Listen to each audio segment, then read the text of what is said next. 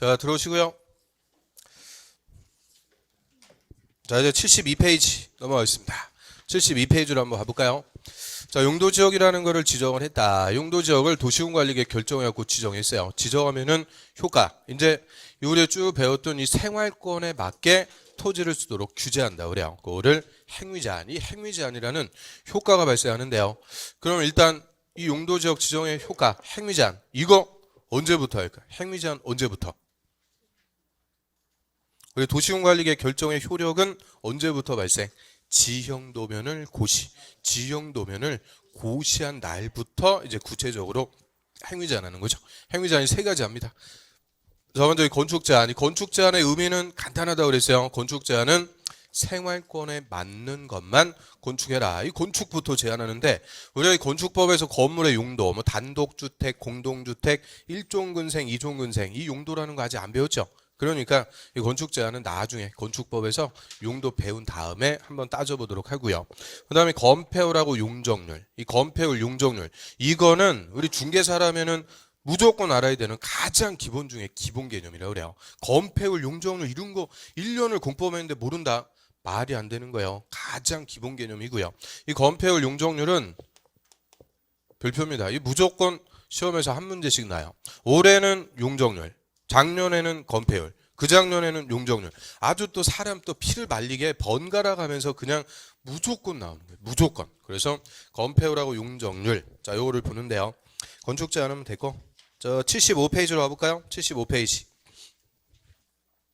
자, 용도지역 그 중간에 보시면 5번 용도지역의 건폐율하고 용적률 제한 이렇게 써있죠. 그 옆에 그 조그만 글씨로 기출 횟수들 나오죠. 25, 26, 27, 28. 그 28회까지밖에 안 썼는데 29, 30 나왔어요? 안 나왔어요? 당연히 다 나왔어요. 그래서 그냥 매년 나온다 이렇게 생각하시면 돼요. 매년 물어보는 가장 기본 중에 기본 개념인데요. 자, 이게 칠판이 좁아가지고 이거 지우지 말라고 그랬죠? 어쩔 수가 없네요. 지워야겠네. 그래서 자, 의의부터 이 건폐율하고 용적률 의의부터 우리 한번 따져볼게요. 자, 밑에 보시면은 가로 1번의 건폐율, 동그라미 1번. 자, 건폐율이란 대지 면적에 대한 건축 면적의 비율을 말하며 거기까지 딱 보시면 돼. 대지 면적에 대한 건축 면적의 비율. 이거를 건폐율이다. 그래서 비율 공식이니까 그 밑에 공식 한번 볼까요? 자, 건폐율은 건축 면적 나누기 대지 면적 곱하기 100. 또는 대지 면적분의 건축 면적 곱하기 100이다. 이렇게 읽고요. 그래서 악을 잡다 갖고 일단 건폐율은 뭐냐? 건대 이렇게 외우면 돼요. 건대. 그래서 건축 면적 나누기 대지 면적 곱하기 100. 우리 대지 면적은 땅의 면적이죠. 건물 짓는 땅의 면적이고 건축 면적이라는 것은 뭘까? 건축 면적. 건물의 면적이죠. 그 건물의 면적을 건축 면적, 대지 면적분의 건축 면적 곱하기 100. 그럼 예를 들어서 자 100제곱미터 대지가 이렇게 있어요. 100제곱미터 대지에 건물을 건축하는데 이 건물 면적, 건물의 면적, 이 건축 면적을 예를 들어 갖고 50제곱미터 썼다 그래요. 50제곱미터. 그러면 이 건물은 건폐율 몇 프로 쓴 걸까? 건폐율 100분의 50 곱하기 100. 건폐율은 50% 썼다. 우리 산수해갖고 간단하게 찾아낼 수가 있어요. 그럼 건폐율 50%. 이거는 어떻게 나왔을까? 거꾸로. 건폐율 50%란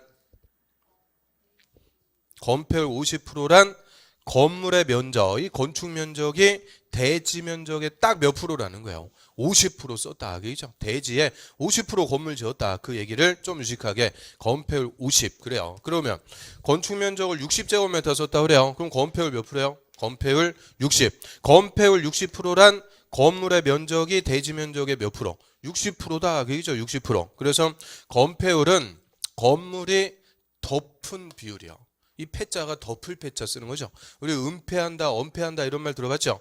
패자가 덮을 패. 건물이 땅의 몇 프로를 덮고 있느냐 그 비율을 건폐율이라고 그래요. 그래서 용도지역별로 건폐율의 최대한도를 딱 정해줘요. 최대한도 정해놓고 최대한도 초과하지 마라. 건폐율을 한마디로 줄입니다. 규제. 건폐율을 규제하게 되면 뭐가 줄어드는 거냐? 분자가 줄어드는 거죠. 건축 면적이 줄어든다 그 얘기예요. 그래서 예를 들어 갖고 요 대지에 건폐율 20%만 쓰세요. 건폐율 20. 딱 이렇게 줬어요. 건폐율 20%란 건축 면적을 대지 면적의 몇 프로? 20%. 그럼 얼마밖에 못 짓는다는 거예요. 20제곱미터밖에는 못 짓는다 이죠. 나머지 80제곱미터는 비워두라는 거예요. 그래서 건폐율을 규제하면은 뭐가 줄어드는 거냐? 건축 면적, 건물의 수평 크기를 규제해서 이 대지에 건물 못 짓고 비워둬야 되는 땅, 그 비워둬야 되는 땅을 공지라 그래. 공지. 빌공짜 써갖고 공지. 이 공지를 확보하자. 이게 건폐율 제한의 취지입니다. 그럼 왜 우리 공지라는 거 확보해야 될까? 공지 확보의 필요성. 건폐율 제한 이런 거 안 한다고 그래요. 그럼 어떻게 될까? 한번 보면 되죠. 자, 인접해 있는 1번, 2번, 3번, 4번 대지가 있는데 자, 이 건폐율 제한 이런 거 안 할 거니까 대지 소유자들이 알아서 건물 지으세요. 그거 알아서 짓도록 해요. 그러면 이기적인 소유자들 어떻게 될까? 꽉 채워갖고 짓는 거죠. 제일 크게. 1번 대지 소유자 꽉 채워갖고 건물 지어요. 2번 대지 소유자도 질 수 없다? 꽉 채워갖고. 3번 대지도 꽉 채워갖고 4번 대지도. 자, 이런 식으로 건폐율 제한 안 했다. 그러면 이렇게 되는 거예요. 대지마다 꽉꽉 채워갖고 건물 짓습니다. 그럼 건물하고 건물 사이에 틈이 없으니까 일조, 채광, 통풍, 통행 여러 가지 면에서 문제가 생기는 거예요. 제일 큰 문제는 뭐겠어요? 제일 큰 문제. 불났을 때.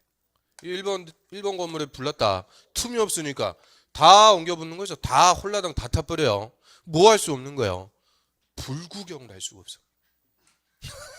그래서 우리 세상에서 제일 재밌는 구경이 싸움 구경하고 불 구경하고 나중에 보면은 저 이제 좀 날씨 또 더워졌다 그러면 에어컨 때문에 막 싸우고 그래요. 옆에서 좋다고 싸워라 뭐 이러고 그러면 안 돼요. 서로 다 동반자니까 같이 이렇게 잘 협조해갖고 좋은 분위기에서 공부해야죠. 아무튼 그래서 다 타버리는 거예요. 여러 가지 문제가 발생하니까 이 건폐율이라는 걸 딱 규제요. 그리고 대지에 건폐율 50%만 쓰세요. 딱 건폐율 규제요. 그러면 이 대지에 건물 지을 때 대지 면적의 얼마만?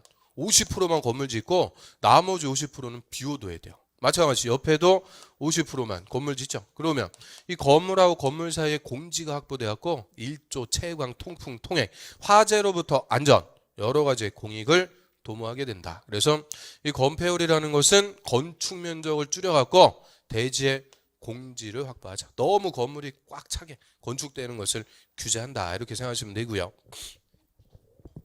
자, 그럼 한 페이지 넘겨볼까요? 일단 한 페이지 넘겨보시면 76페이지 맨 위에 자, 건폐율하고 용적률의 기준인데요. 동그라미 1번 그 용도지역에서 두 번째 줄에 건폐율, 용적률 최대 한도는 거기다 몇 줄? 건폐율하고 용적률은 항상 뭐를 규정하는 거냐? 최대 한도. 최대 한도를 초과하면 안 된다는 거예요. 최대 한도는 관할구역의 면적, 인구 규모, 뭐 용도지역의 특성 이런 거 고려해서 다음의 범위에서 대통령령이 정하는 기준에 따라 특광시군의 조례로 정한다. 그래서 저에게 이제 건폐율, 용적률의 규정 체계라 그래요. 일단 우리 요 이제 칠판 좁아갖고 지웠는데 우리 머릿속에는 용도지역의 체계도 싹 그려져 있죠. 칠판 지우면 같이 날아가요. 휘발성. 아무튼 그래서 4용도 9지역 9개 용도지역은 법에서 규정하고 있는 용도지역이니까 법에서 건폐율 용적률 최대 한도를 정해요. 그리고 자, 세분되는 우리 도시지역 16개 세분 쫙 들어가죠. 세분되는 것은 어디서 나오는 거냐? 대통령령. 그래서 세분되는 용도지역의 건폐율 용적률은 대통령령에서 규정하고요. 그리고 대통령령의 범위에서 실무에 적용하는 구체적인 건폐율 용적률은 조례로 정합니다. 조례. 그리고 서울특별시는 특별시 조례, 인천광역시는 광역시의 조례, 조례로 정해버려요. 그럼 조례는 지자체마다 다 다르니까 우리 시험에 낼 수가 없죠. 그래서 우리 시험에서는 법령에 정하는 건폐율하고 용적률의 최대 한도를 규정한다 이렇게 얘기하고요. 그래서 밑에 보시면은 그 용도지역에서 건폐율, 자 왼쪽에 건폐율 몇 프로 이하 그거 찾았어요? 자, 그거 보시면은 밑에 국토계획법, 법에서 규정하는 것은 딱 9개 용도지역만 최대 한도를 정해줘요. 그리고 세분되는 것은 어디서 정하는 거냐? 대통령령에서 규정하는데요. 그럼 일단 국토계획법, 자 법조문 한번 볼까요? 주거지역은 뭐 전용주거, 일반주거, 준주거, 주거지역은 법에서 다 최대 한도 몇 프로 주는 거냐? 70% 이하다 그랬죠? 그 최대 한도가 몇 프로? 70. 그러면 주거지역의 건폐율 최대 한도는 법에서 70% 준다 그 얘기예요. 70%. 그럼 건폐율 70% 의미는 뭘까? 건폐율 70%란 건축 면적을 대지 면적의 몇 프로?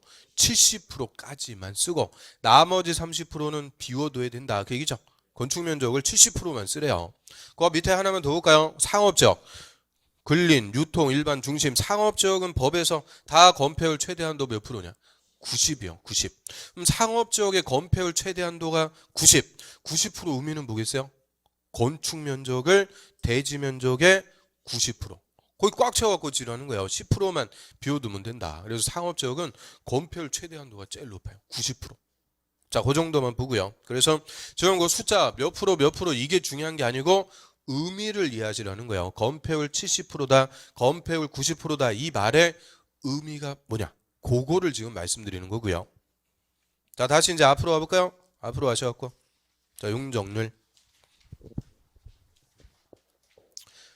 75페이지 맨 밑에 그 용적률이란 대지 면적에 대한 건축 연면적의 비율을 말하며 거기까지 대지 면적에 대한 연면적의 비율. 그래서 역시 그 밑에 공식 한번 볼까요? 용적률은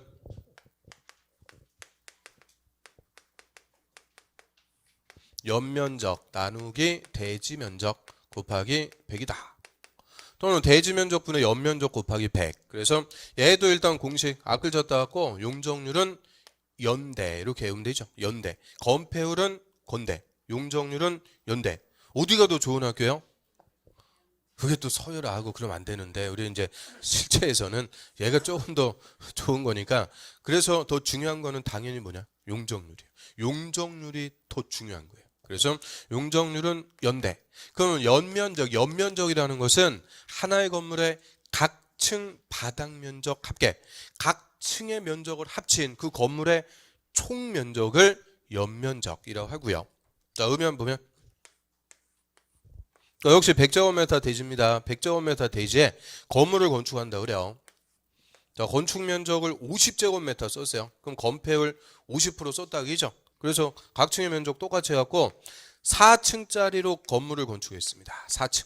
그럼 이 건물의 용적률을 계산하기 위해서 일단 연면적부터 구해죠. 연면적이란 각 층의 면적 할게요. 1층 면적 50, 2층 면적도 50, 3층 면적도 50, 4층도 50, 5, 4, 20. 다 합친 거니까 얼마가 돼요? 200. 연면적 200 나왔다. 자, 연면적이라는 것의 의미 아시겠어요? 각 층의 면적을 합친 그 건물의 총면적. 이거를 연면적. 그럼 연면적 200제곱미터 나왔으니까 용적률 간단하게 우리 산수하면 되네요. 100분의 200 곱하기 100. 용적률 몇 프로냐? 200%. 그래서 이 건물은 용적률 200% 썼다. 이렇게 우리가 산수하고 찾아냈어요. 그럼 거꾸로 용적률 200%는 어떻게 나온 걸까요? 용적률 200%란 자, 이렇게 온 거는 됐는데 또 이렇게 가려고 그러니까 또 어렵네요. 자, 용적률 200%란 연면적이 각 층 면적을 다 합친 연면적이 대지 면적의 몇 배? 2배, 딱 2배 썼다. 우리 200%라는 말이 2배다 그 얘기죠. 2배. 그러니까 연면적을 대지 면적의 2배 썼다. 이거를 좀 의식하게 용적률 200%다 이렇게 얘기하는 거죠. 그러면 이거 한 층 더 올라갔다 그래요. 5층으로 건축했다. 자, 그럼 연면적 얼마가 돼요? 50제곱미터 더 늘어났으니까 250. 그럼 용적률도 250%가 되죠. 그럼 용적률 250%란 연면적이 대지 면적의 몇 배? 2.5배다 그죠? 2.5배. 그러면 역시 용적률 최대한도 딱 정해놓고 최대한도 초과하지 마라. 용적률을 줄여버리는 거예요. 규제. 용적률 규제하면은 뭐가 줄어들어요? 항상 분자가 줄어든다니까요. 연면적이 줄어드는 거죠. 연면적을 규제한다 그래요. 그럼 연면적이라는 것의 의미가 각 층 면적을 다 합친 거라 그랬죠. 연면적이 줄어들면 뭐가 떨어질 수밖에 없냐? 충수가. 그래서 용적률은 연면적을 규제해서 충수, 건물의 입체 크기를 제한한다 이렇게 얘기하고요. 그러면 좀 전에 용적률 250% 줬어요. 용적률 250%니까 연면적을 대지 면적의 2.5배 썼죠. 그래서 몇 층까지? 5층까지 지을 수가 있었는데 용적률 원래대로 200%만 줬다. 그럼 연면적 얼마요?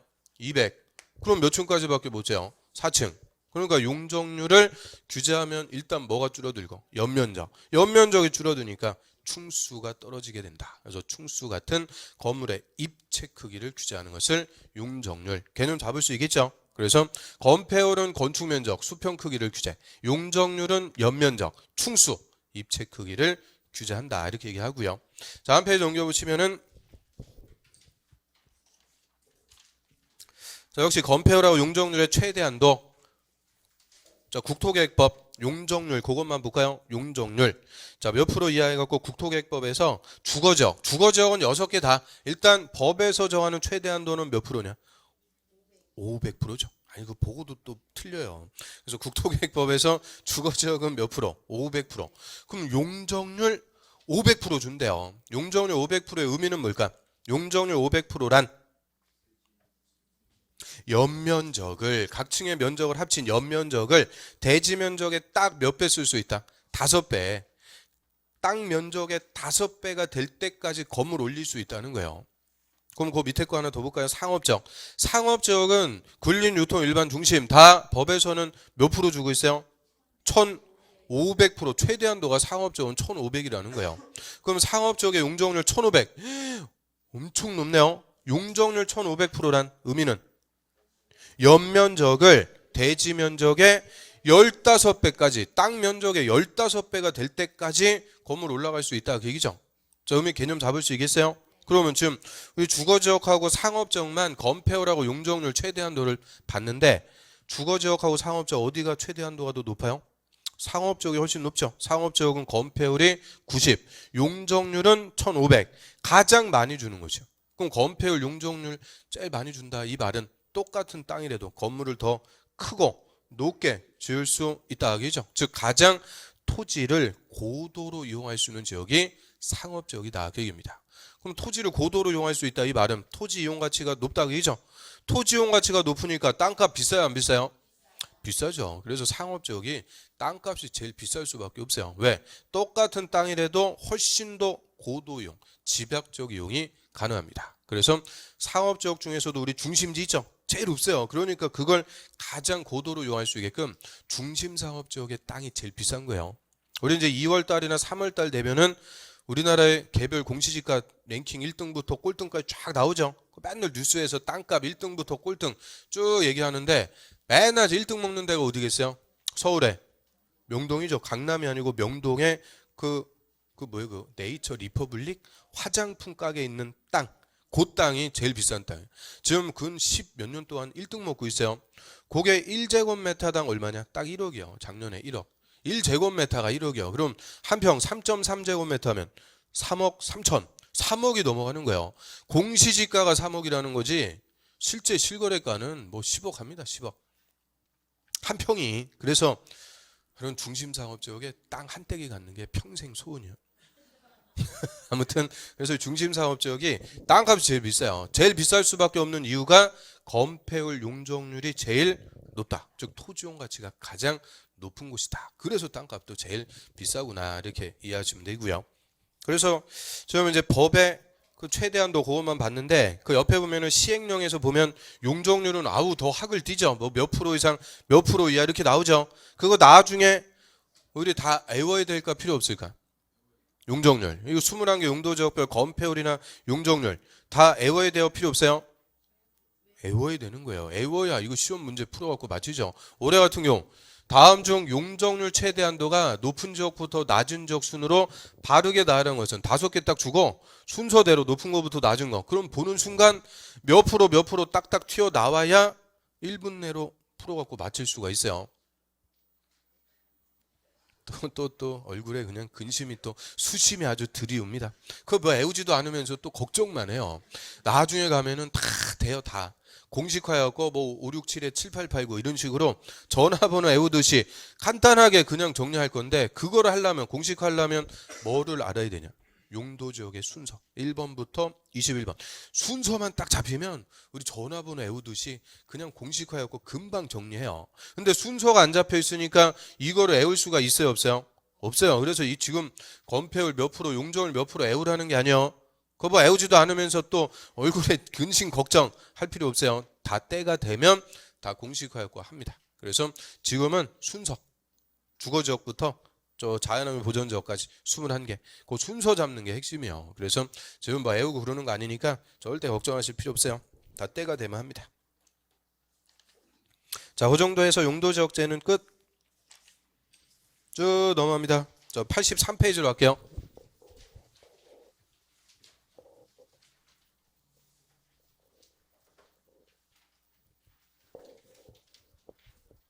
자, 83페이지에 그 밑에 보시면은 이제 두 번째 용도지구가 나옵니다. 자, 용도지구. 그래서 맨날 우리 이제 용도지역, 용도지구, 용도구역 했는데 얘들이 어떤 것들이 있는지 막 궁금하고 막 그랬죠. 오늘 제가 다 밝혀드릴게요. 아주 속 시원하게 어떤 것들이 있는지 싹 한번 훑어보도록 합니다. 그럼 용도지구. 자, 얘도 의부터 한번 풀어볼게요. 이 지구자가 붙으면은 다음에는 일부 토지라고 그래요. 일부 토지.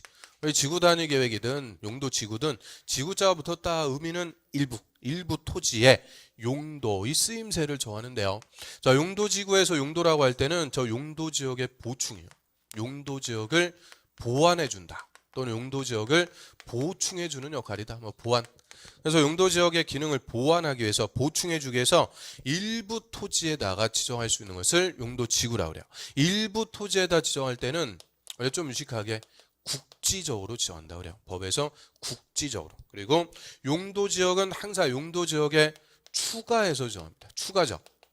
그래서 용도지역이 있고 여기에 추가해서 일부 토지의 용도지구라는 게 또 지정될 수 있다는 거예요. 우리나라에서 용도지구만 하나 딸랑 지정된 토지 있을까요? 없을까요?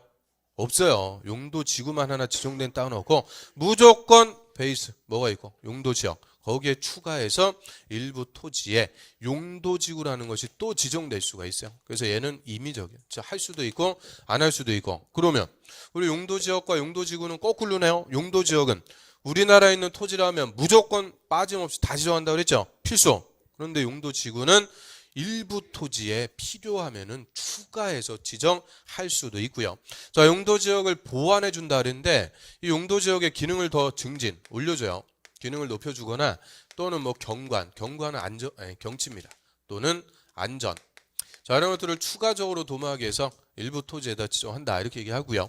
자, 용도지구라는 게 지정이 되면 용도지역의 행위 제한을 더 세게 강화할 수도 있고 완화 풀어줄 수도 있어요. 용도지구는 용도지역의 행위 제한을 강화시킬 수도 있고 완화시킬 수도 있는데 주로 개별적으로 건축을 규제해요.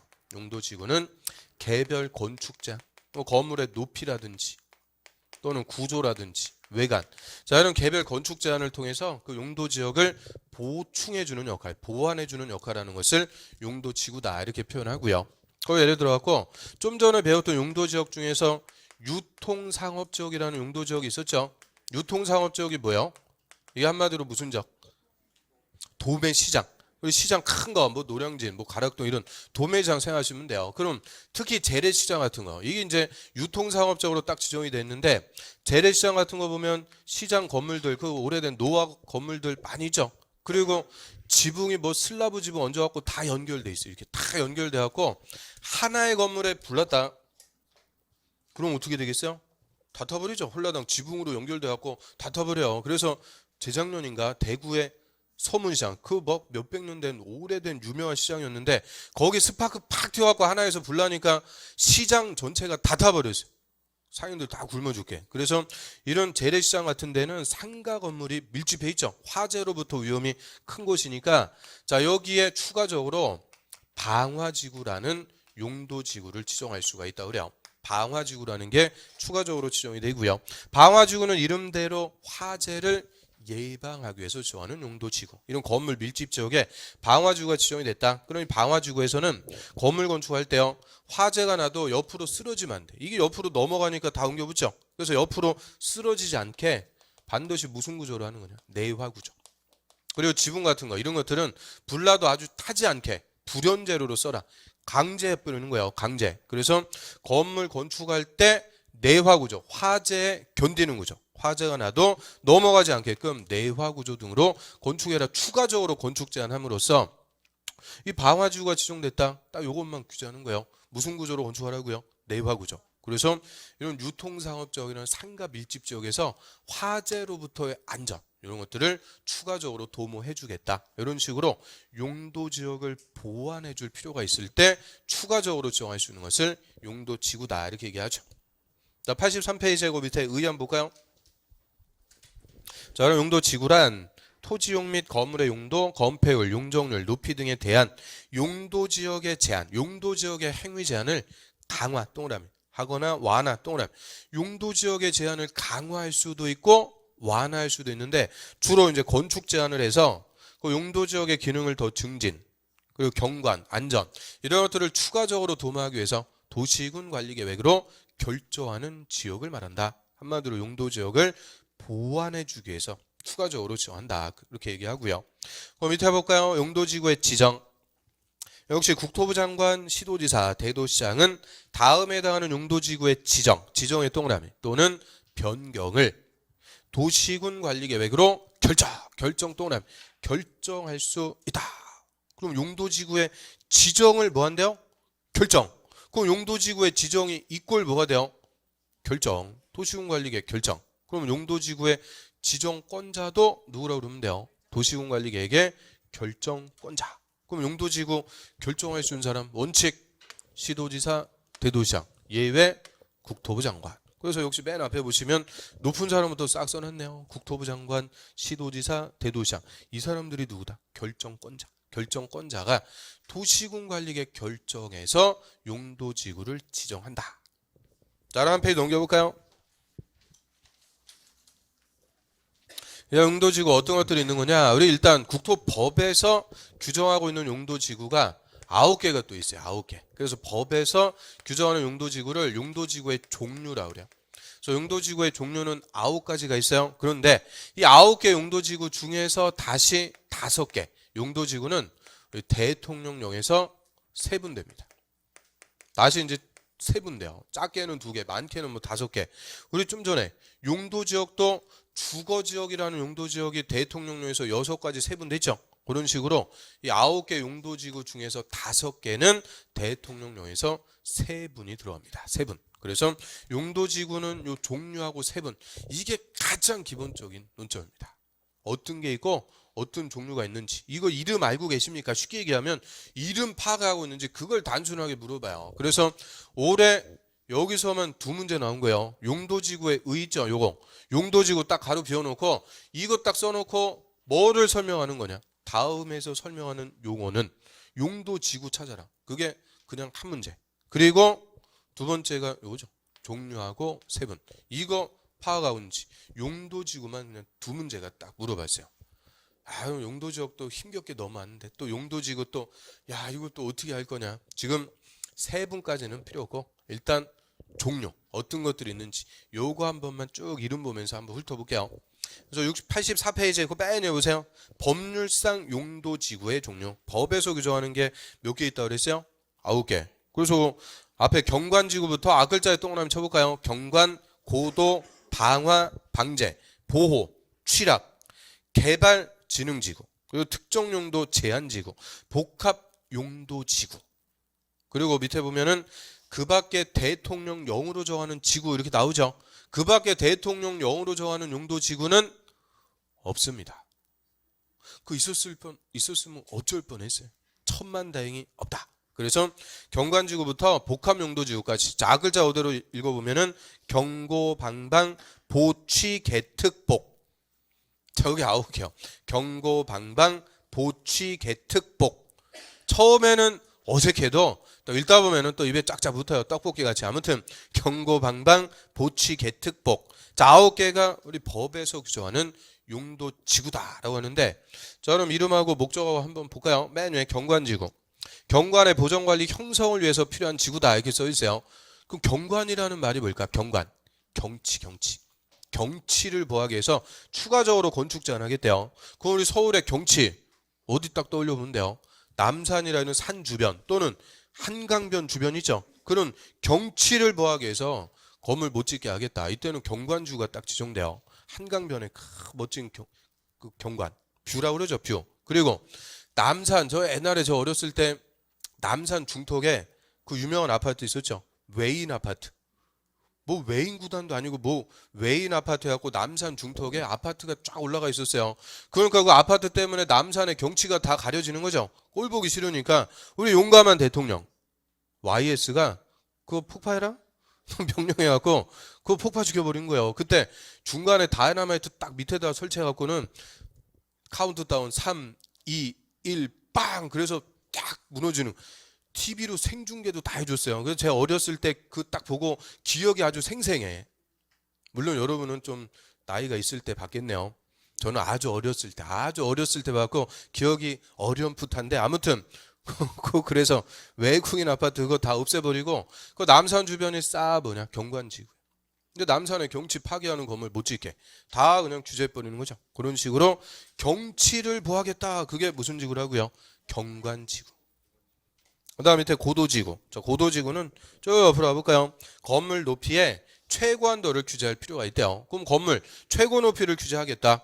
그 최고한도를 규제한다는 게 최고 높이 규제. 그러면 일률적으로 건물의 최고 높이 딱 정해줘요. 40m 딱 정해주고 40m를 초과하는 높은 건물 못 짓게 제한하겠다. 그 얘기입니다. 그럼 일률적으로 높은 건물 못 짓게 제한. 이거 어딜까? 공항이죠, 공항. 김포공항 같은데 비행기 뜨고 내리고 그러는데 건물 높은 거 불쑥불쑥 튀어나오면 항공기 위험 있는 거예요. 이착륙할 때. 그래서 공항 주변이 다 무슨 지구냐? 고도지구다. 고도 제한한다 이런 말 못 들어봤어요? 다 높은 거 못 짓게 하는 거예요. 그래서 고도지구는 공항 주변. 그 다음 방화지구. 방화지구는 화재 예방한다. 좀 전에 제가 말씀드렸죠. 이런 산과 밀집적 이런데 화재로부터 위험 요소가 큰 것. 그런데 방화지구라는 걸 지정할 수 있고요. 방제지구는 풍수해. 그거는 뭐 태풍, 홍수 이런 풍수해. 산사태, 지반붕괴, 지진. 그 밖에 재해를 예방한대요.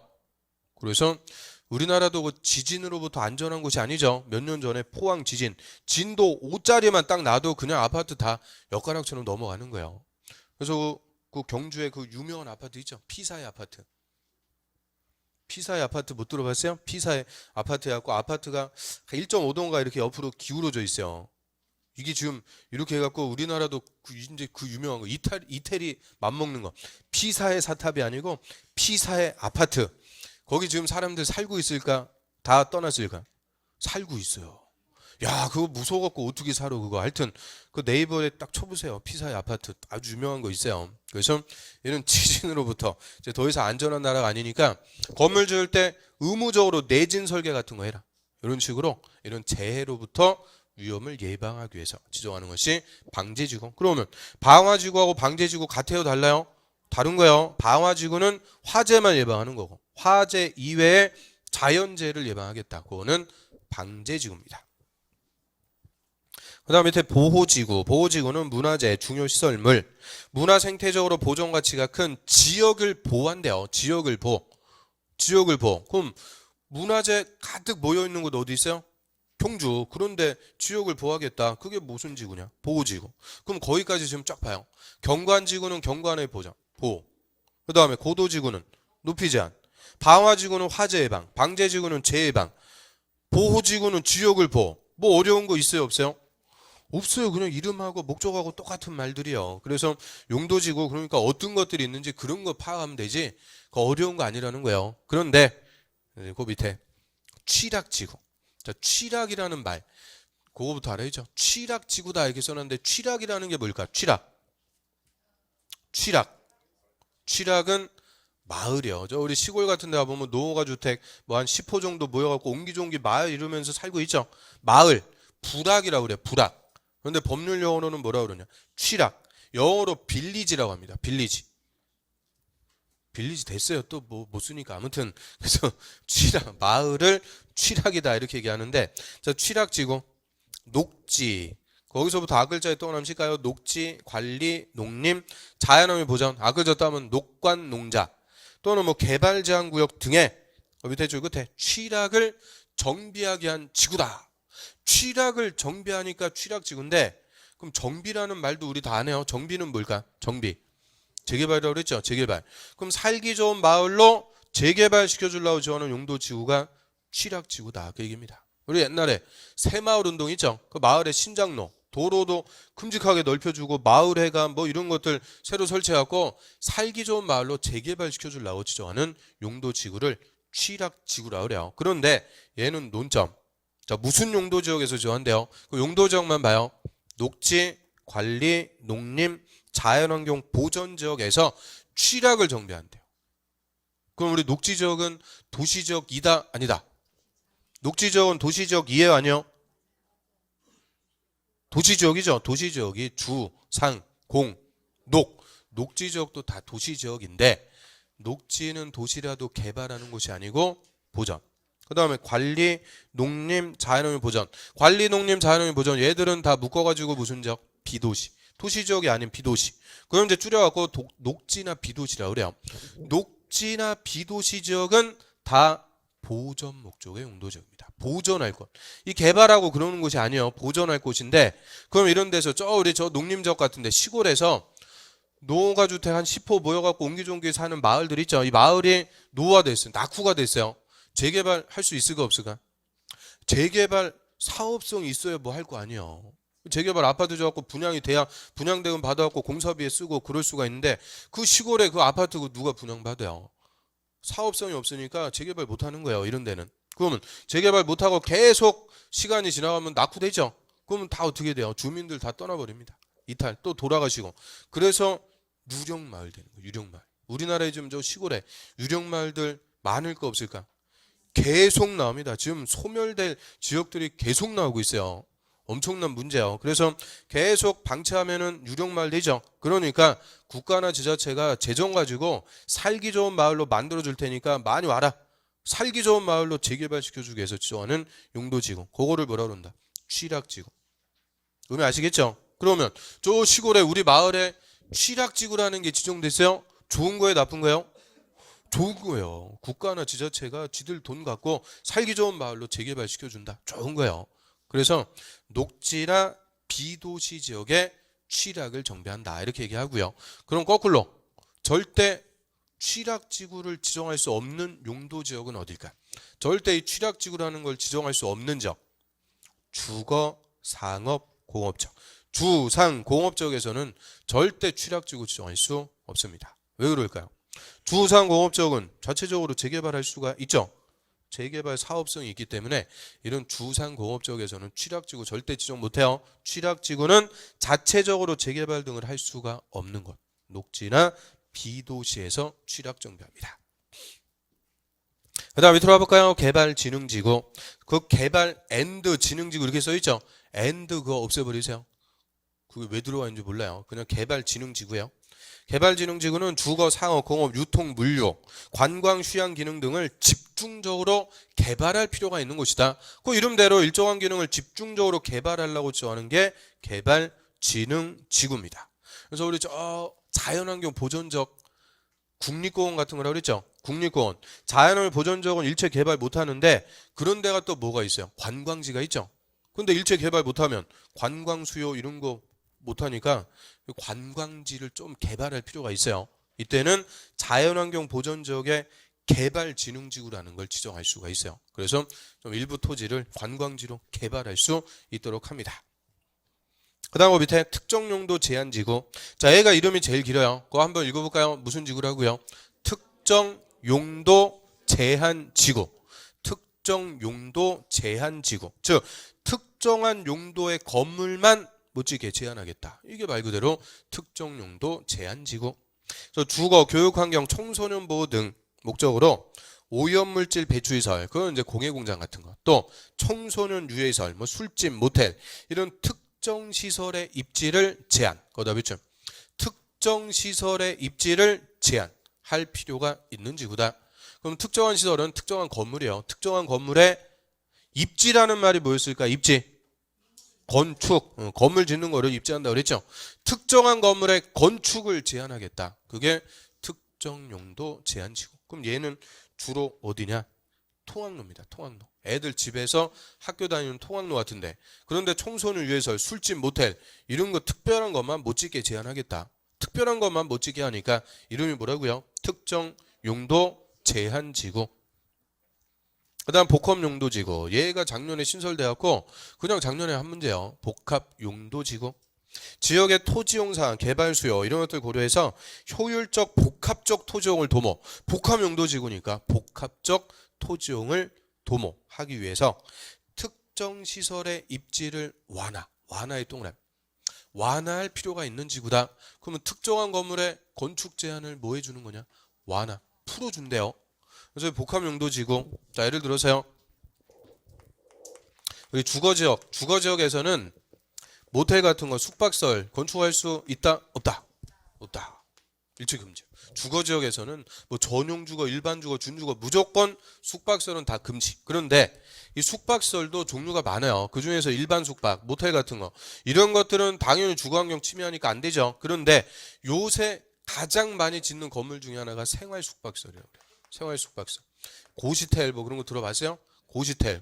고시텔이라든지 또는 레지던스라 그래요. 고시원보다 조금 더 고급스러운데 이런 이제 숙박시설로 쓰는 거 레지던스.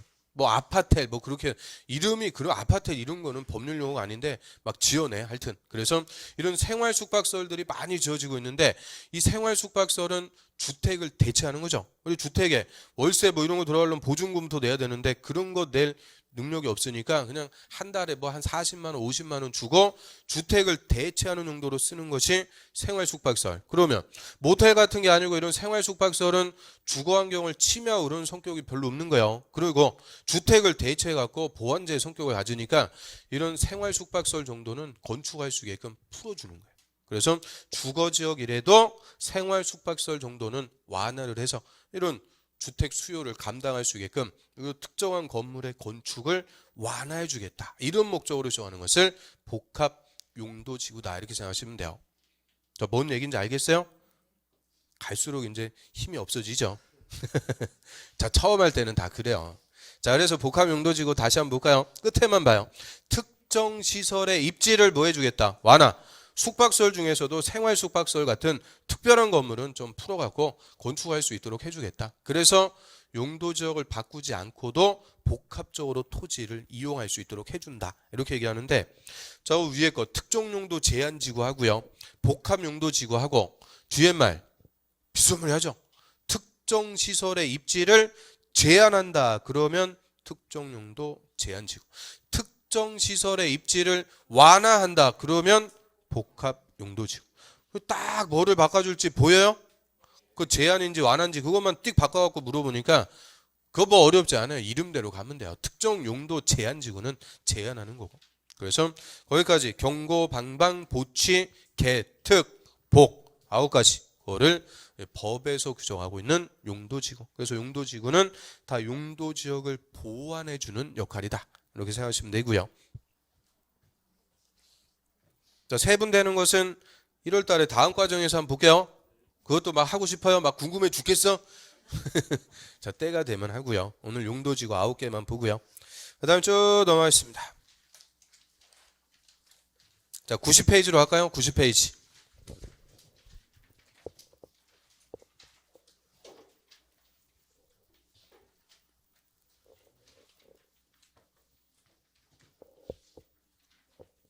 자, 90페이지에 그 맨 위에 보시면 이제 용도구역입니다. 용도구역. 그래서 오늘 이제 다 보고요. 그럼 용도구역. 자, 이것도 구역자 붙으면 일부 토지요. 일부 토지에 용도 쓰임새를 정하는데, 자, 우리 용도구역 할 때 용도는 독자적인 겁니다. 지역지구에 상관없이 독자적인 목적을 달성하기 위해서 필요할 때 일부 토지에 지정할 수가 있다라고 하고요. 얘는 그냥 독자적인 거라고 그래요. 자, 여기 보면은 도시군관리계획 내용 1번 용도지역, 용도지구.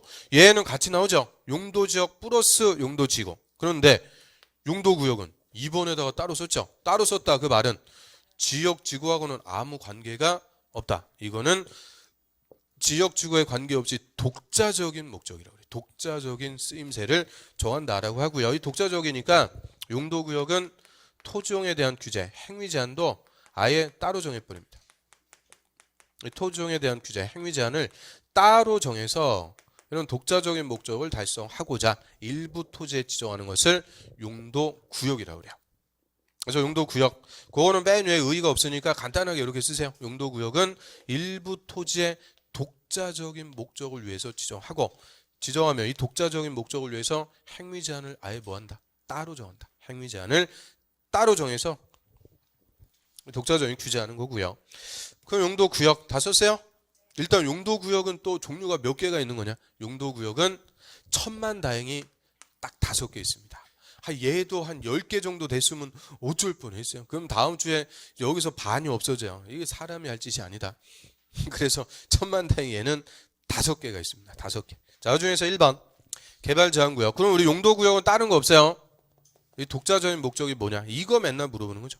용도 구역을 지정하는 독자적인 목적. 그리고 용도 구역은 지정권자가 다 달라요. 그러니까 누가 어떤 목적으로 정하는지 그걸 맨날 물어보는 거예요. 어려운 거 물어보는 게 아니고. 그래서 1번에 개발 제한 구역. 자, 얘가 가장 유명한 용도 구역이죠. 우리 개발 제한 구역. 요거를 소위 뭐라고 그럴까요? 그린벨트. 이게 그린벨트. 개발 제한 구역 지정. 그 동그라미 1번. 국토부 장관은 밑줄. 자, 도시의 무질서한 확산 방지. 그 무자에다 동그라미 치세요. 무질서한 확산 방지. 도시 주변의 자연환경 보전, 도시민의 건전한 생활환경 확보하기 위해서 도시의 개발을 제한할 필요가 있거나 국방부 장관의 요청으로 보안상, 보자 또는 보안상 도시의 개발을 제한할 필요가 있다고 인정하면 개발 제한 구역의 지정의 동그라미 또는 변경을 도시군 관리 계획으로 결정 동그라미 결정할 수 있다. 그럼 개발 제한 구역의 지정을 뭐 한대요? 결정. 그럼 지정권자 이꼴 결정권자. 그런데 개발 제한 구역은 누구만 결정해요? 맨 앞에 국토부 장관만. 오직 국토부 장관만 결정해서 지정하거나 변경합니다. 국토부 장관만 지정권자가 되고요. 자, 목적은 동그라미 친 거 두 개네요. 무질서한 확산 방지, 보안상 도시의 개발을 제한합니다. 우리 서울특별시 같은 이제 도시가 있다 그래요. 도시가 있다. 그러면 도시 지역 살기 좋으니까 사람들 계속 들어와요. 인구와 산업이 계속 편입이 돼갖고 도시 지역은 냅두면은 어떻게 될까? 계속 택지 개발하면서 뻗어나갑니다. 뻗어나갈 수밖에 없어요. 그럼 우리 서울시도 한 30년 전하고 지금하고 비교해보면 지금 신도시 개발 이런 거 해갖고 계속 뻗어나가고 있죠. 계속 뻗어나가다가 어떻게 될까? 옆에 있는 도시하고 붙어버려요. 그러면 도시의 정체성 이런 것들 다 파괴하고 그렇게 되니까 도시가 너무 무질서하게 확산되는 걸 방지하기 위해서 도시 외곽의 녹지에다가 띠를 둘러쳐버립니다. 자, 우리 서울특별시 관할구역 밖에 녹지의 띠가 딱 둘러쳐져 있는 거예요. 다 지정이 돼 있고요. 이게 녹지의 띠니까 영어로 얘기하면 뭐냐? 그린벨트. 개발 제한구역. 이거 지정해서 일체 개발을 금지합니다. 개발을 금지. 그래서 서울은 개발돼도 여기를 넘어갈 수 없다. 도시의 외적 성장의 한계를 딱 정해준다 그래요. 그래서 도시가 너무 무질서하게 확산되는 걸 방지하자. 이게 가장 주된 목적. 그런데 하나 더 있죠.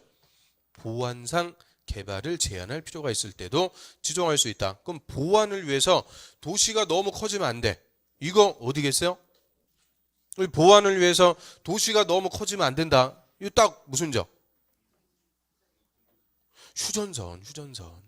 우리나라는 지금 남과 북이 대치되고 있죠. 김정은이가 또 어떻게 또 미쳐갖고는 또 치고 내려올 수도 있는데 아무튼 그러면 휴전선 부근에 인구 100만 이상 큰 도시가 있다. 그거 전쟁하면 어떻게 돼요? 그냥 볼모가 되는 거예요. 볼모. 그래서 휴전선 부근이 보안을 위해서 도시가 너무 커지면 안 되는 거죠. 그래서 다 개발 제한구역입니다. 그래서 그게 두 가지 목적입니다. 도시가 무질서하게 확산되는 걸 방지 그리고 보안을 위해서 개발을 제한할 필요가 있다. 이 두 가지 목적으로 국토부 장관이 정하는 용도 구역을 뭐라 부른다고요? 개발 제한 구역. 그러면 알겠어요? 그래서 개발 제한 구역. 나 정도 하고요. 그 밑으로 합니다. 자, 2번으로 와볼까요? 도시 자연 공원 구역. 자, 얘는 아주 섭섭이에요. 섭섭이. 얘는 시험 볼 때까지도 이름도 몰라주시는 용도 구역이요. 그래서 이름 한번 친절하게 한번 읽어볼까요? 섭섭하지 않게. 도시 자연 공원 구역. 도시 자연 공원 구역. 그래서 지정. 밑에 봅니다. 시도지사 또는 대도시장은 짜면죠. 시도지사나 대도시장은 도시의 자연환경, 경관보, 도시민의 건전한 여가 휴식 공간을 제공하기 위해서 도시지역의 식생이 양호한 산지의 개발을 제한. 거기다 밑줄. 식생이 양호한 산지의 개발을 제한. 그게 목적입니다. 할 필요가 있다고 인정하면 도시 자연공원구역의 지정 동그라미 또는 변경을 도시군 관리계획으로 결정 동그라미 결정할 수 있다. 그럼 도시 자연공원구역의 지정도 뭐 한대요? 결정해서 지정하는데 얘는 또 누구만 결정한대요? 맨 앞에 시도지사, 대도시장, 국토부 장관 X. 얘는 또 국토부 장관은 절대 안 돼요. 시도지사하고 대도시장이 지정합니다. 목적은 식생이 양호한 산지의 개발을 제한. 자, 뒤에가 뭐예요? 개발을 제한한다 그래서 개발 제한 구역이다. 종래 몇 번 기출입니다. 개발 제한 구역이 아니고 그거는 뭐의 목적이라고요? 도시, 자연, 공원, 구역, 식생이 양호한 산지의 개발을 제한. 그러면 우리 도시 지역에 산이 이렇게 있어요. 도시 지역 안에 산이 있는데 요 산에 식생이 양호하대. 식생이라는 말이 뭘까요? 식자는 식물, 생자는 생태계. 그러니까 좋은 산이다, 그죠? 나무 막 울창한 나무들, 고든 나무들이 쫙 울창하게 심어져 있어요. 이런 고든 나무 이런 데 가서 여러분들 뭐예요? 아줌마들 막 등치기 하고 그러죠. 등치기 하면서 나무를 멀쩡한 나무 막 죽여버리고. 자, 아무튼 그리고 약수도 또 깨끗하고 이런 좋은 산이 있다. 그럼 이 산 막 개발하고 그러면 안 되겠죠. 그러니까 이 산 하나 놓고 뭐 지정할 수 있다고요? 도시, 자연, 공원구역으로 정해서 일체 개발 못하게 제한할 수가 있다. 그 얘기인데, 자, 얘는 개발 제한 구역처럼 크게 그냥 지정하고 그러는 게 아니죠. 도시에 있는 산 하나 놓고. 그래서 비교적 소규모로 정하는 거니까 이거는 국토부 장관까지 올라오를 필요가 없고 그냥 알아서 누가 하라고요? 시도지사, 대도시장. 시도지사나 대도시장이 관할구역에 지정할 수가 있대요. 그래서 우리 서울에 도시 자연공원구역 있어요, 없어요? 있죠. 그 바로 옆에 저 밑에 용마산 도시 자연공원구역. 그 용마산 여기 가봤어요? 어린이대공원 옆에. 그래서 용마산 도시 자연공원구역 이거 누가 지정했겠어요? 특별시장이. 그 용마산 하나 놓고 딱 지정한 거니까 용마산 개발 못하게. 그래서 개발 제한구역처럼 큰 게 아니니까 요거는 국토부 장관이 아니고 누가? 시도지사, 대도시장이 알아서 지정하도록 하고요. 옆으로 갑니다. 3번에 시가와 조정구역. 얘가 종래 용도구역 중에서는 그나마 중요성이 좀 있는 거죠. 시가와 조정구역 지정권자. 자, 시도지사는 거기다 외쳐. 시도지사 거기다 원칙 씁니다. 원칙. 자, 얘는 또 대도시장은 또 안 돼요. 그냥 시도지사. 시도지사는 그 밑에 도시지역과 주변 지역의 무질서한 시가화를 방치. 시가화를 방치한다 그랬는데 시가화라는 말이 뭘까? 시가화. 시가화는 시가지로 개발되는 모습이죠. 그러니까 시가화는 이꼴 개발이에요. 개발인데 무질서한 시가화 이게 뭐냐? 난개발입니다. 무질서한 시가화 난개발. 영어로 얘기하면은 스프롤이라고 불러요. 스프롤. 혹시 저 학개론 시간에 스프롤 이런 거 들어봤어요? 스프롤. 하여튼 그래서 스프롤 현상 난개발을 방지하고 계획적 단계적 개발을 도모하기 위해서 대통령령이 정하는 기간, 거기 가로에 보면 5년 이상 20년 이내, 거기 있죠. 5년 이상 20년 이내 기간 동안 시가화를 유보에 또 유보할 필요가 있다고 인정하면 시가와 조정구역의 지정이나 변경을 도시군관리계획 결정할 수 있다. 딱 끊습니다. 다만 국가계획과 연계해서 시가와 조정구역의 지정이 필요하면 국토부 장관 밑줄 예외입니다. 국토부 장관이 직접 지정을 결정할 수 있다. 그럼 일단 시가와 조정구역 얘는 지정권자부터 구분해 주셔야 돼요. 원칙은 누가 정하는 거냐? 시도지사. 근데 예외적으로 필요하면 국토부 장관도 할 수 있다 그죠? 그래서 시도지사가 원칙, 예외 국토부 장관. 자, 목적은 무질서하게 시가지로 난개발되는 것을 일정한 기간 뭐 하겠다? 유보라는 말이 키워드입니다. 유보라는 것은 미뤄둔다 그죠? 미뤄두겠다. 무질서하게 난개발되는 걸 유보한대요. 그래서 시가와 조정구역 얘는 우리나라에서 없어요. 거의 없는데 이제 옛날에 저 몇 년 전에 저 인천의 영종도가 시가와 조정구역으로 딱 묶여 있었어요. 그럼 영종도 하면은 딱 떠오르는 게 뭐예요? 영종도 공항 있죠. 그래서 옛날에 그냥 뭐 아무것도 아닌 조그만 섬이었는데 여기 막 개발해갖고 영종도 국제공항 대규모 공항을 건설을 했어요. 공항 건설하면서 주변에 그냥 들썩들썩하는 거죠. 이런 공항이라는 큰 시설이 들어오면서 주변에 도로, 상하수도, 전기 아무것도 없는데 주변에 영향받아갖고 건물 찔끔찔끔 지으면서 이 난개발되는 현상들이 속출합니다.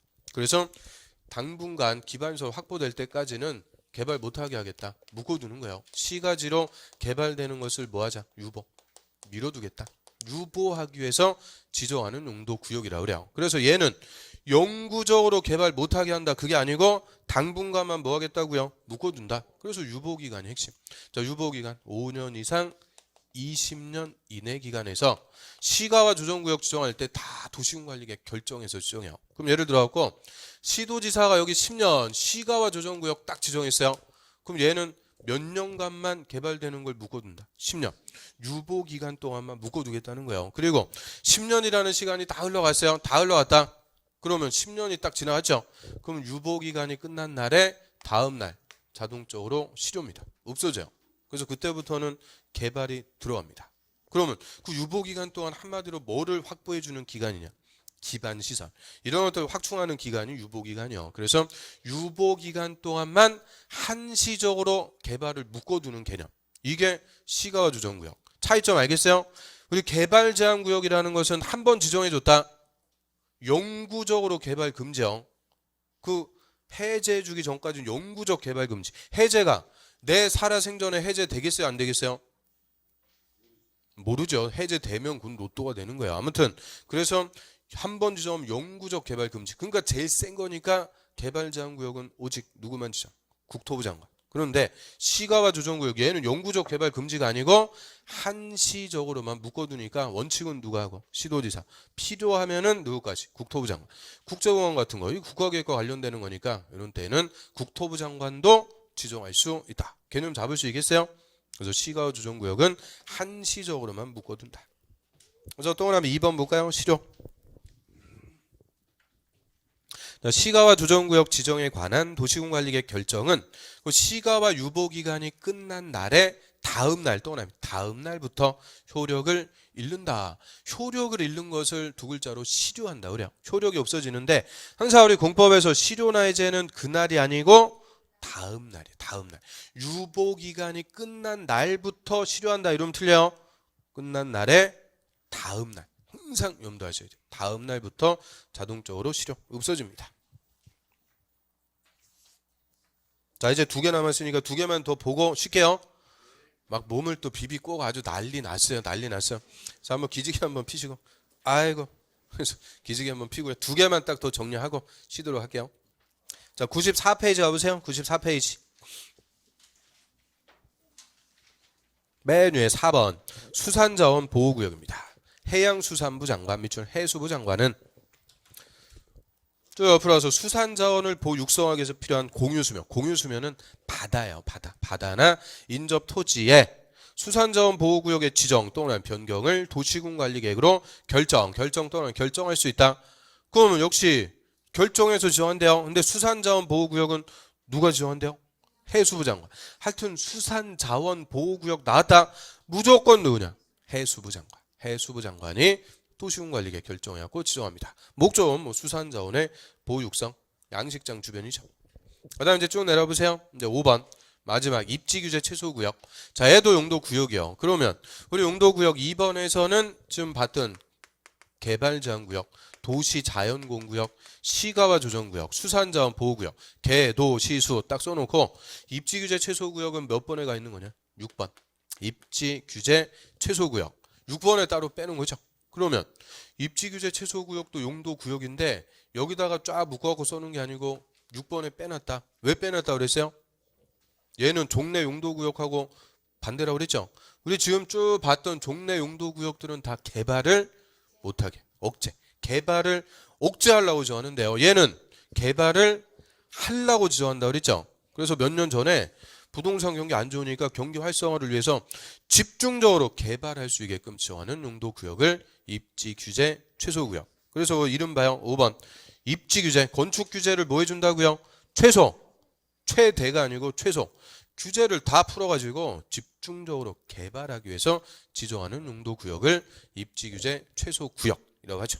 그래서 얘는 원래는 딱 올해까지만 효과가 있는 거라고 그랬죠. 내년부터는 사라질 예정이었는데 이게 또 죽다 살아났다고 그랬죠. 5년 연장. 그래서 내년에도 살아있어요. 죽다 살아났으니까 내년에 출제 가능성이 제일 높은 게 입지규제 최소구역이다 라고 그랬죠. 작년에 단독으로 한 문제. 올해 안 물어봤죠. 내년에 한 문제. 그래서 내년에 출제 가능성이 제일 높은 거다라고 하고요. 자, 입지규제 최소구역 지정 한번 보죠. 지정. 도시군관리계획의 결정권자 그렇죠? 결정권자. 자, 결정권자, 지정권자입니다. 그러면 우리 결정권자 제일 높은 사람부터 써보면 국토부 장관, 시도지사, 대도시장. 똑같이 가요. 국토부 장관, 시도지사, 대도시장. 결정권자는 도시 지역에서 복합적 토종을 증진시켜 갖고 도시 정비를 촉진, 즉 정비 재개발을 촉진하고 지역 거점을 육성. 그 이제 육성한다는 게 개발이죠. 그래서 도시 정비를 촉진하고 지역 거점을 육성. 짬 있죠. 그게 목적입니다. 할 필요가 있다고 인정하면 다음에 해당하는 지역에 입지 규제 최소 구역을 지정할 수 있다. 그래서 입지 규제 최소 구역은 그냥 결정권자가 지정할 수 있대요. 목적이 뭐라고요? 정비를 촉진, 재개발 촉진하고 지역 거점을 육성, 개발하기 위해서. 그래서 구체적인 지정 대상, 그 밑에 박스에 보시면은 기읍부터 옆에 미음까지 5개 있죠. 이게 작년 기출이요. 단독 기출. 29회 때 단독 기출. 입지 규제 최소 구역의 지정 대상으로 틀린 것은, 그래서 기억반 도시군 기본계획에 따른 도심이나 부도심의 생활권의 중심적. 그 도심이나 부도심을 중심적으로 집중적으로 육성합니다. 뭐 당연한 거고. 그 다음에 니은 철도 역사나 터미널 같은 쭉 옆으로 와서 지역의 거점 역할을 수행하는 시설을 중심으로 주변 지역을 집중적으로 정비할 필요가 있다. 그럼 철도 역사 이거 대표적으로 딱 어디 떠올릴까요? 서울역. 구서울 역사 청사 있죠. 그 서울 역사. 요새는 저 박물관으로 쓰고 있던데 그 서울 역사 뒷동네. 그거 좋은 동네일까 후진 동네일까? 완전 달동네 같은 게 거기 쫙 펼쳐져 있어요. 그지들 살고. 아무튼 서울 역사 뒷동네를 집중적으로 뭐 하겠대요? 정비, 재개발. 그런데 땅값 비싸고 그러니까 이런 규제를 다 풀어갖고 인센티브 많이 줘야 재개발도 할 수가 있어요. 그래서 서울 역사 뒷동네 이렇게 딱 생각하시면 돼요. 그 다음에 디귿 3개 또 하나 3개 이상의 노선이 교차하는 대중교통 결절지. 이 결절지라는 말이 저 네이버에 검색해도 안 나옵니다. 더럽게 어려운 말이에요. 결절. 결절이라는 말이 뭘까? 결절. 결합했다가 갈라지는 거. 그거를 결절. 그럼 3개 이상 대중교통 전철 같은 거 있죠? 노선이 합쳐졌다가 갈라진대요. 이게 쉽게 얘기하면 뭐예요? 환승역 아니에요. 환승역. 그 쉬운 말 빼놓고 꼭 그렇게 어렵게 써요. 그래서 3개 이상 전철 노선의 환승역으로부터 반경 1km 또는 1km 이내에 위치한 차. 자, 이게 논점. 그럼 일단 몇 개 이상의 노선이라고요? 3개 이상. 우리 서울에 3개 이상 전철 노선의 환승역 어디 있어요? 왕십리도 있네요. 왕십리도 있고 청량리도 있고 동대문 그거 되게 길던데 아무튼 동대문, 용산 이런데 반경 몇 킬로미터 이내냐? 1km 이내를 집중적으로 재개발하려고 지정한대요. 이걸 트리플 역세권, 초역세권이라고 합니다. 초역세권. 더블 역세권만 돼도 장난 아니죠. 근데 얘는 뭐야? 트리플 역세권, 초역세권. 이런데 땅값도 엄청 비싸간 거니까 이런데 집중적으로 재개발. 그래서 이 대표적인 게 청량리입니다. 청량리. 청량리 역사 뒷동네.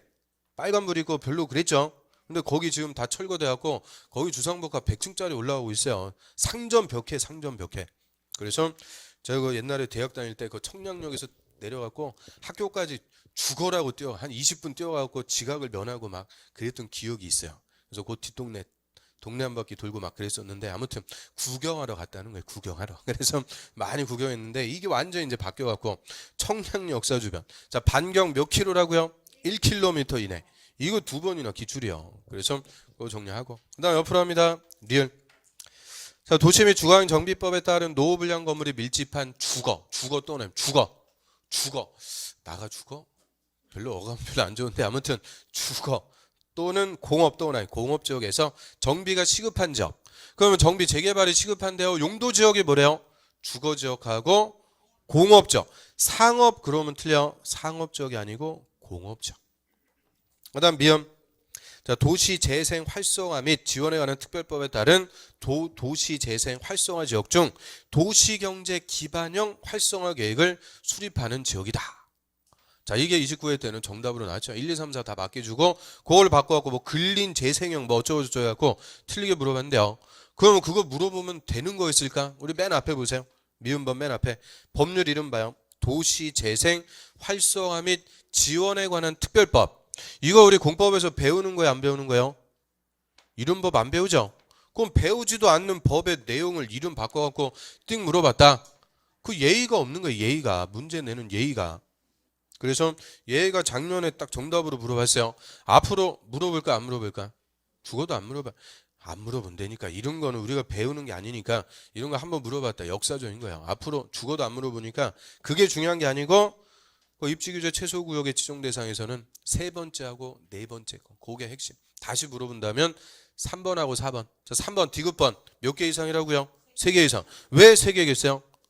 3번. 그래서 3개인데 아무튼 3개 이상 환승역으로부터 반경 1km 이내. 그 다음에 4번. 정비가 시급한 곳인데 주거지역하고 공업지역일 때 이런 데서 입지규제 최소구역 지정에서 집중적으로 개발 또는 재개발을 도모할 수 있도록 해줍니다. 여기까지 해서 용도구역 이름하고 오늘은 이제 다른 거 없어요. 용도지역 이름, 용도지구의 이름, 용도구역의 이름 한 번씩 우리가 싹 봐준 거예요. 야, 그런데도 이게 쉬워요? 지금 어려워요? 만만치가 않죠. 그냥 이게 많아요. 그래서 처음 할 때 충격이 커. 저도 잘 알아. 그래서 이 처음 할 때만 이름이 좀 어려운 거지 다음부터는 괜찮아져요. 또 그래서 여기까지 지역지구 구역제 한번 쫙 훑어봤고요. 좀 쉬었다가 이제 3번 기반 시설 그거 보겠습니다. 좀 쉬었다 하고요.